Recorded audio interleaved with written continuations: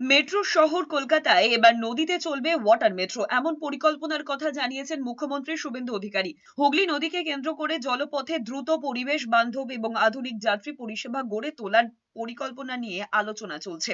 দেশের প্রথম water metro প্রকল্প ইতিমধ্যে কেরালামের কোচিতে চালু হয়েছে। সেই মডেল অনুসরণ করে দেশের একাধিক শহরে এই পরিষেবা চালু হয়েছে।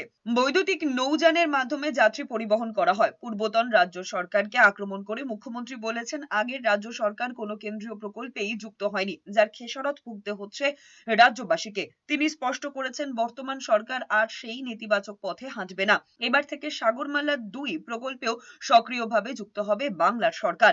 এই প্রকল্পের অধীনে রাজ্যে ৪৪টি নতুন জেটি তৈরি করা হবে। এর পাশাপাশি জাতীয় জলপথে আরো ২৫টি নতুন জেটি তৈরি করার সুনির্দিষ্ট পরিকল্পনা রয়েছে সরকারের। কলকাতার সমস্ত ঘাটের সৌন্দর্যায়ন এবং পুনর্নির্মাণের প্রস্তুতি শুরুর কথা জানিয়েছেন।